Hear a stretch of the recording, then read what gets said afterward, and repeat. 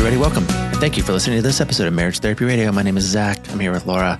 Gosh, it's November, but we've got a lot going on. This episode we recorded maybe 3 or 4 weeks ago, and we have a whole bunch of weird stuff coming up. We're traveling a lot. There's the holidays.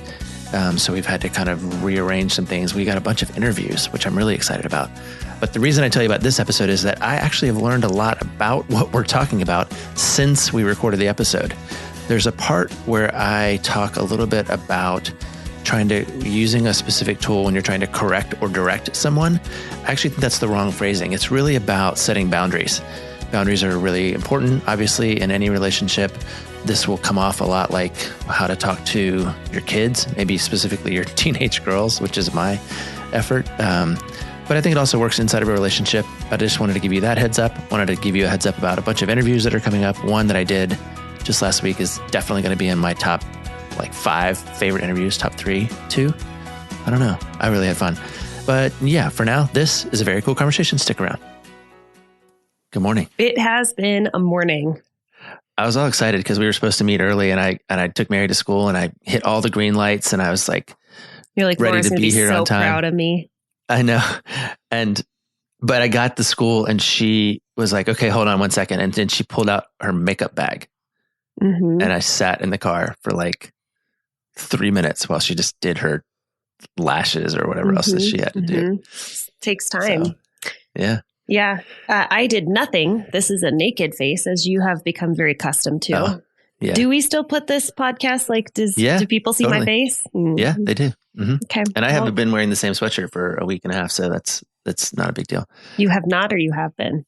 No, I have. When I record, I'm always in the same sweatshirt because I usually just sleep in it, and then I wake up and I was listening to the podcast, the most recent one that came out. It's been a while since I've gone back and listened to. There's a comfort, I think, to hearing your voice. So I put my headphones in sometimes and I listen to us. And I definitely, what did I say? There was something about, I said, you look hungover. Which was not nice. That was not nice of me. It was fine. It was true. Yeah. It was Disneyland. I wasn't hungover. I just looked hungover. Yeah. It was Disneyland hangover. I was listening to a podcast the other day. I had this experience. I bet our listeners have this experience. I found this podcast that I wanted to listen to. The topic was very intriguing to me. I was excited about it. I didn't know this guy had a podcast. He's a comedian that I really like. And I was like, this is going to be really fun. I turned it on. I started listening to it, 15 minutes of just baloney with him and his buddies talking about whatever. And I was like, get to the topic already. Come on. I wonder if anybody has that issue with us, because it is just baloney. Yeah. That's what we're doing right now is baloney. By the way, I started watching a comedian on Netflix. And it was probably the only other thing other than Grey's Anatomy. I've mentioned this before that I just watch Grey's Anatomy. It's like my numbing out thing. On repeat. On repeat. It's your misery stabilizer. So true. Who coined that term, misery stabilizer? Terry Real. Oh, Terry Real. Okay. Yeah.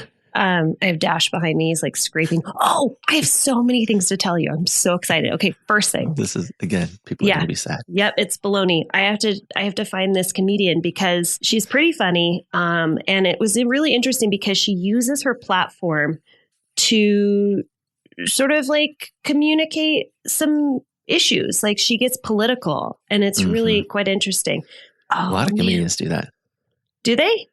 I mean, she's probably the only comedian other than Grey's. I mean, I've seen Grey's Anatomy and I've seen this comedian. That's the only thing I've watched in the last, I would say I'm glad that she made such an impression on you.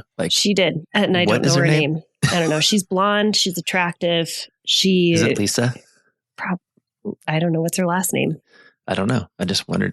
I wanted to tell you that do you know that I have a very specific kind of dyslexia where I mix up Lisa and Kim? And then what's the other one? You have another one where it's it's August and April.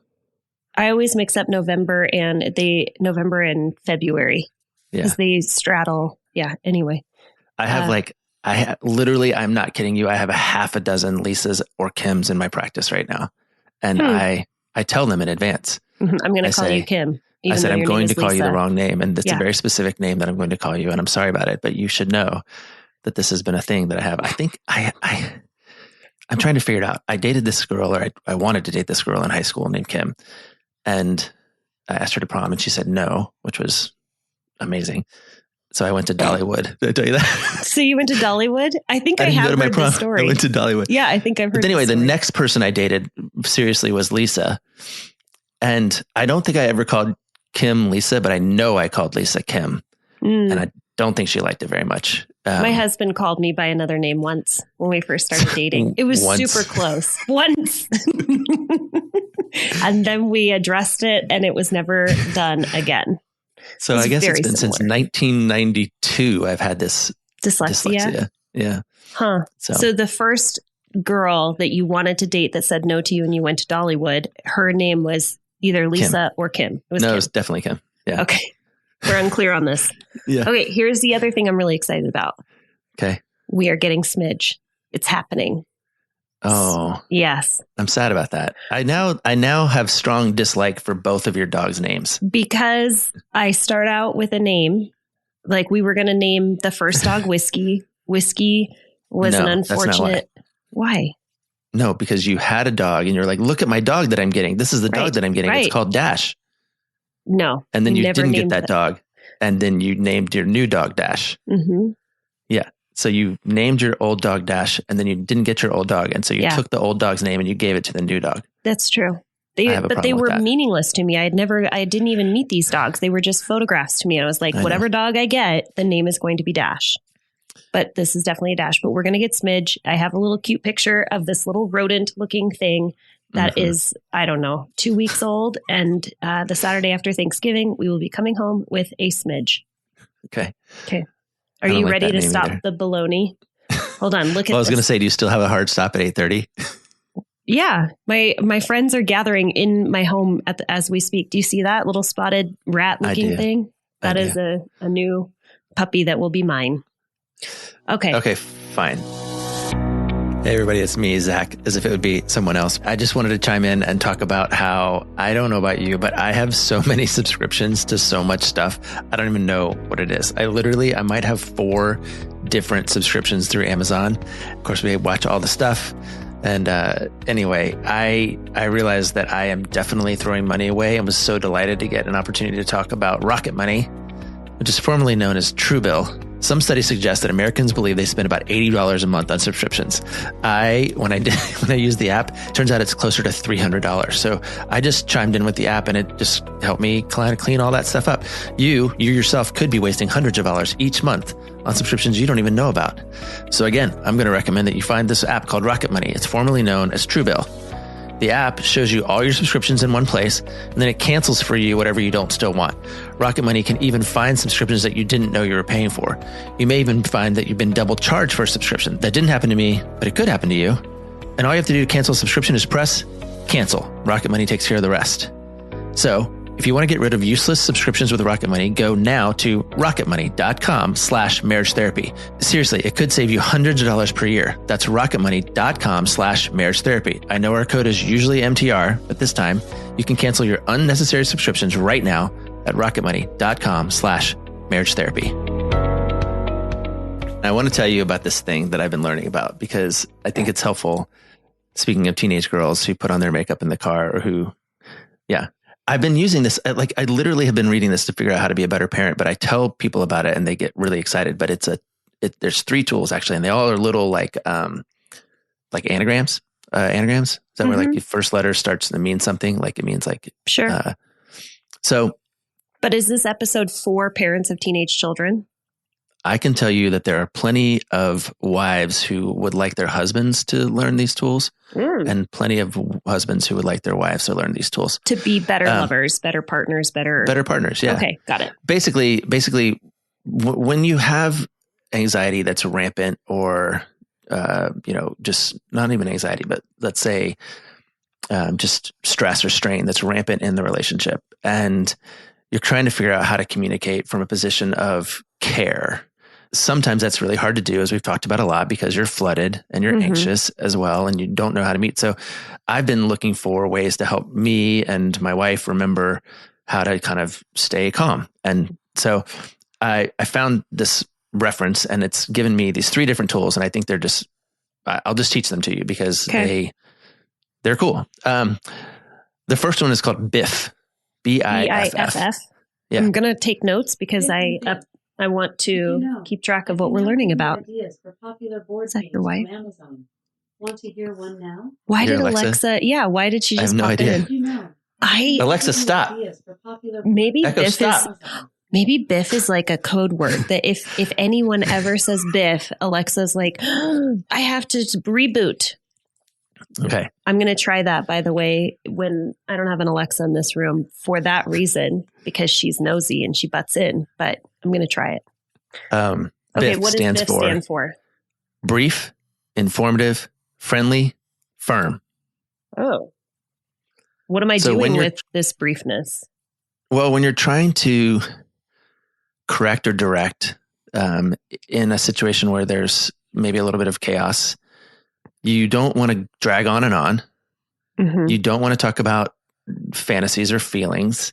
You don't want to be mean, and you don't want to be vague. So you want to be brief, informative, talk about facts, be friendly, and be firm. Can you give me a scenario? Yeah, sure thing. Okay. Somebody says, can we start early today because I have a hard stop at 8:30?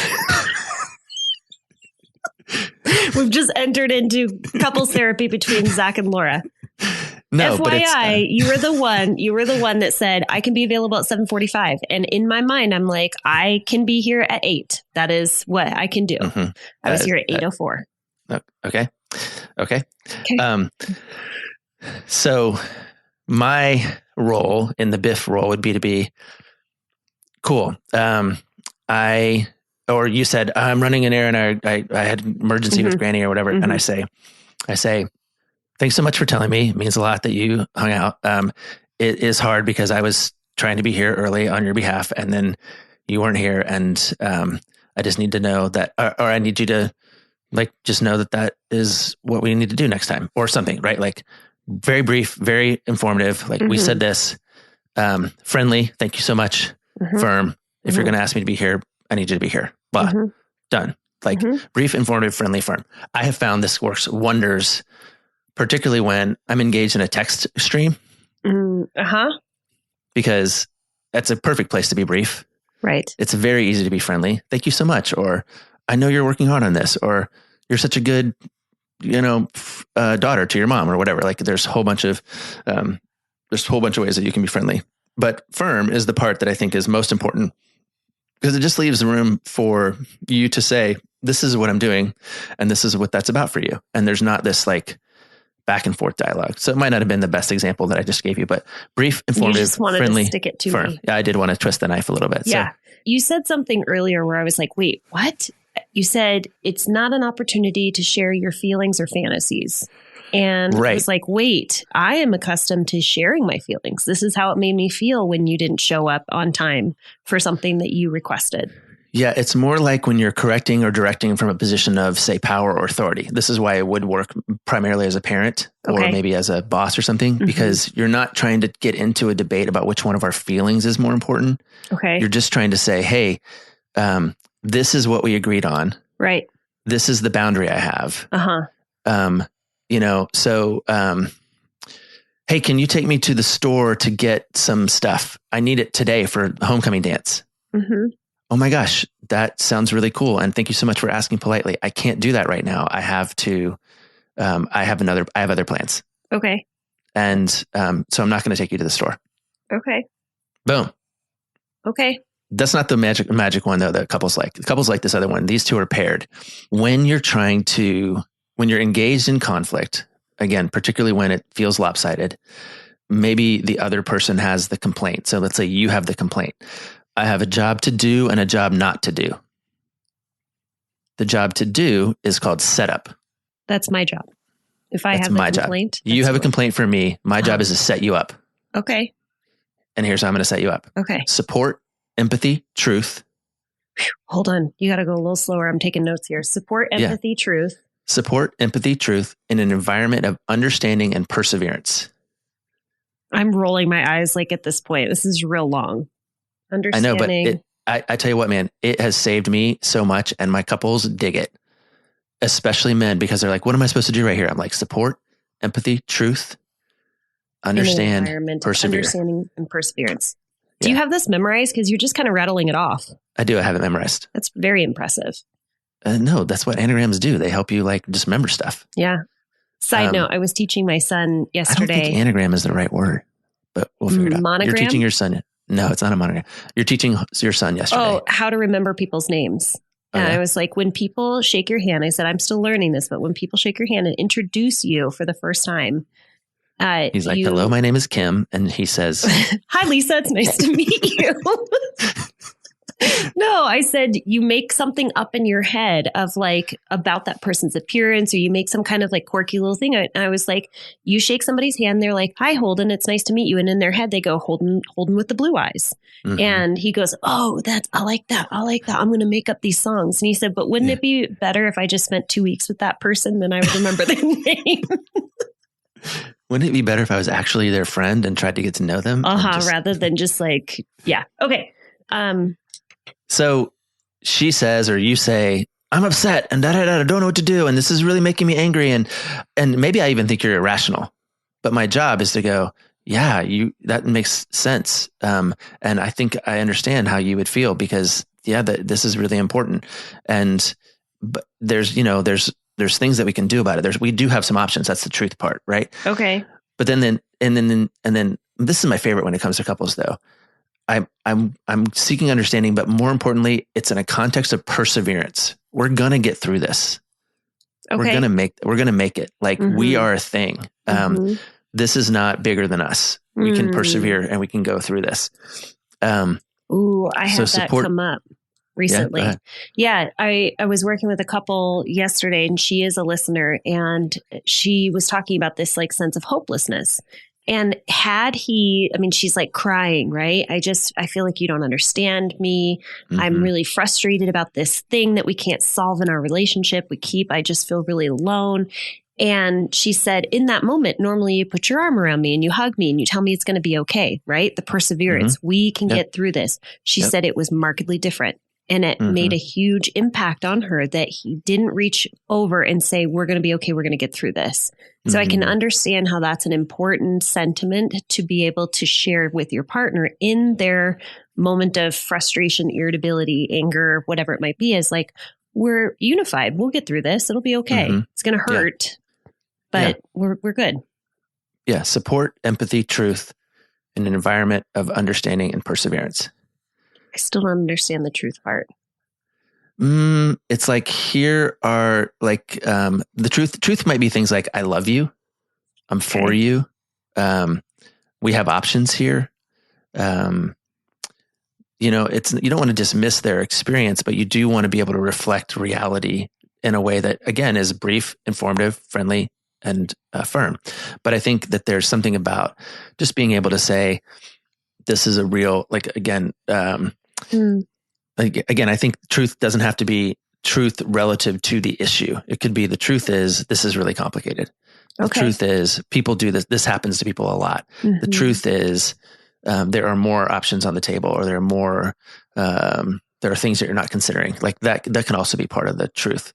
And it could just be this letter that this lady grabbed to make sure that she could spell set up. But okay. But I like it. Sorry, I had my grandmother's laugh there for a second. Maybe Jason will edit it out. Maybe he'll just leave it just for fun. But the kicker is this last one. Hold on. Can I stay with setup for a second? Yeah. We have plenty of time to keep going through the rest. Well, actually, maybe we have 4 minutes, but it's okay. I'm just respecting your boundary. I know. I appreciate it. I will. It'll be fine if we leave at 8:45. Okay. Well, let's talk a lot between slower. 8:30 and 8:45. It was my wiggle room. Okay. So you're laughing. Nope. This is the friendship that we have, where I just constantly disappoint you and you get irritated with me. Okay. Set up. I get the part of support and empathy because we talk about validation. And you said, let's just say, for example, that I come to you with an issue and you think to yourself, maybe she's even irrational.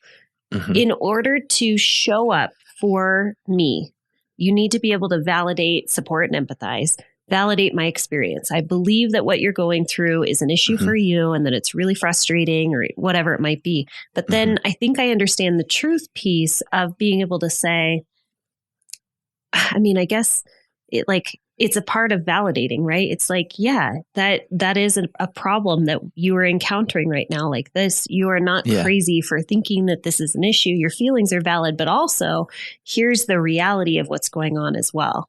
Yeah. I'm glad to slow down because I think it will help to clarify it this way. Don't think of it necessarily as the words that come out of your mouth. Think of it more like the posture that you have. Okay. I'm going to show up in a supportive way. Mm-hmm. I'm going to show up in an empathetic way. Mm-hmm. I'm going to show up in a spirit of truth. And the truth might be, I love this person. I'm for this person. This person isn't crazy. Mm-hmm. This person isn't trying to hurt me, you know? Yeah. In an environment, again, of sort of seeking understanding. How can it help me understand? And then I do think the perseverance one is my favorite. Like, we can do this. We can get through this. Like, and I think you collect those and they add up and you start to kind of believe it. So many issues around abandonment, right? Or if I bring up my issue, you're going to leave me or you're going to punish me. Like there's not, maybe we don't introduce that because we're supportive and we're empathetic and we're based in this like sort of reality of the strength and truth of the relationship, while seeking to understand and affirm that, you know, we got this, we can do this. We're a team. Okay. All right. I think kids need to hear that. I think spouses need to hear that. And again, BIF, I think, is much more about kind of what you communicate with words. Like if you have like a template for what am I going to say or write here, I like brief, informative, friendly, firm, particularly when you're trying to correct or direct. I really like the brief part. I'm hearing horror stories of folks where parents were not brief. It was like, okay, long, drawn out, like just opened up the you know, opportunity for me to get a lecture as to why I disappointed my parent or why. And it's like, no, just be brief. They get it. Yeah. Say the important words in a shorter period of time. Yeah. Well, and it comes, and this is the one that everybody loves. This is the next one. Okay. I don't know why, but because I mean, I have a suspicion why, but the sort of the opposite, if what you're supposed to do is set them up in this posture of, you know, care, this is what you're not supposed to do. It's called JADE, JADT, JADE. Okay. Can you guess? Don't. Hold on. I feel like I'm playing Wordle here. I don't justify. Okay. Yep. Justify. Yeah, you got it. You hit it right on the head. Thank you. I sure did. Yeah. And then the A is don't, I don't know. Argue. Oh, okay. Argue. Don't justify. Argue. D is easy. Are you sure? Mm-hmm. You're don't defend. Justify. Defend. Argue. Defend. Or explain. Oh, thank you. The justify and explain piece really gets me. Yeah. We should make this is a book, right? I was going to say we should make an ebook with these. These are great. Well, they already exist. Yeah, the ebooks are. I mean, you can just Google all these and you can learn more about them in depth because I did not make them up. Yeah. So she brings a complaint to me and I go, well, the reason I did that is because such and such. And you did this and it's not my fault but also if you just let me explain, I'll make it all very clear to you. None of that works. Yeah. Right. Yeah. That is all a waste. And so I've got this one sweet lady and she's like, he jaded me again and he jaded me again. And then he did. And I'm like, well, first of all, that's not how we use it. But I think we're trying to figure out how to help people find a way in or out of the thing that they're not good at. And so maybe it's set up and maybe it's jade because if you're intentionally, particularly for a guy like me, trying to avoid justify, argue, defend, explain, so many options open up to you, right? It's sort of, if you take those four off the table, right? So many things that kind of open up for you. And I think that's the exciting part is what's left? Oh, well, you know, what's left? Support, empathy, truth, understanding, perseverance. I love it. It's like this big circular thing. I use it all the time. I use it in my house. I use it in my office. I love it. Which is great because, well, first of all, were you frustrated that I jaded you when I was explaining to you why I was running behind this morning? Or was that just information? That's a little different. That kind of falls into the perpetual thing. I think what I'm aware of is I just want you to add, I'm sorry, or I know this bums you out. I know Yeah. this. I know that this Yeah. is really frustrating. Yeah. You probably, Yeah. 100%. I imagined you like rushing and you're like, ahem. That I is the typed it. commute. I was like, ahem. Ahem. And that was the text message that I got, which was the reminder. I'm sitting here waiting for you because you asked me to be here early and I'm early and you are nowhere to be found. Yeah. Okay. Here's the pushback that I have. I'm okay now though. Yeah. We're friends. Okay. We're good. Yeah. The pushback that I have is, but I have another truth that I need to share. Like if you want me, Zach, to just lay over and listen to my partner complain, and I have a truth and I have an explanation. I have my truth that needs to be shared. When do I get to share that? Yep. Are you asking me? Because if you're going to take Jade away, give me something else.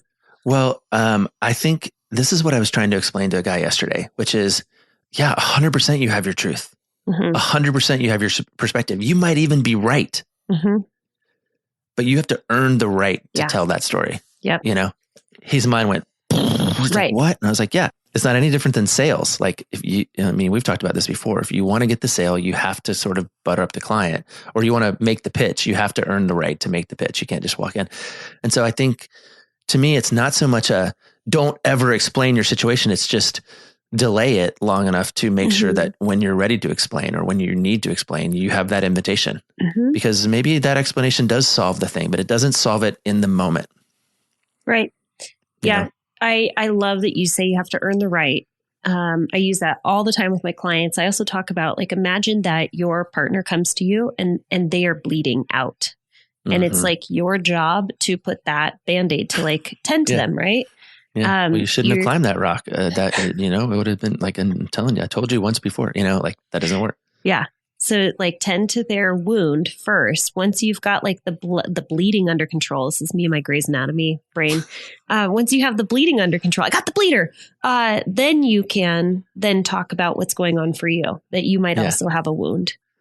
Yeah. Yeah. I like this. Anyway, this is good. I've been learning a lot about this stuff because it's been helpful for me to parent. It's also been helpful for me to sort of pass on to people that are trying to figure out, how do I just grab something easy to help me remember? Jade is the one that they find simplest because it's easy to focus on what you're not supposed to do. Yeah. Learning how to do something new like Biff has been actually kind of been fun for me to interact with both kids and others in my life. And others. and then, I just like the idea of staying in a setup posture. Why wouldn't I stay in a posture of support, empathy, truth, understanding, and perseverance, which again is my favorite. So I don't know. That was kind of a crash course. Yeah. Yeah. So who are we giving honor and respect to for these lovely anagrams? Does this come from a book? Is it an author? It comes from the Google. The Google machine? Yeah. Like I was trying to figure some stuff out. And I guess I listened to one book and then but I think if you Google any of these, like anxiety/Biff or anxiety/ okay. what are the others? Jade and Setup, you'll find them. They're all over the place. Love it. Okay. That's great. All right. Well, let's land this plane. I got to go and do my thing. You got to go be somewhere. I got to go be somewhere. I have therapy today in person for the first time in like 3 years. Same therapist? Yeah. No. Oh, that's great. Are you going to shower? Are you going to change your shirt? Of course. Yeah. That's great. Dressed up. Good for you. I got to go. All right. Adios. Thanks so much for listening to this episode of Marriage Therapy Radio. This is an opportunity if you wanted to write these down, grab a pen and paper. I'm going to just review what we just went over. So Biff is brief, informative, friendly, firm. Setup is supportive, empathy, truth, understanding, and perseverance. And Jade is also my favorite, Zach, I have to admit, is just don't justify, argue. I can't read my writing. Defend. Yep. And explain. Okay. So that's it. Thank you, Zach, for all of those anagrams. If it's not an anagram, email us info@marriagetherapyradio.com and we'll figure it out. Thanks for all of your time and attention, making your relationship better today than it was yesterday.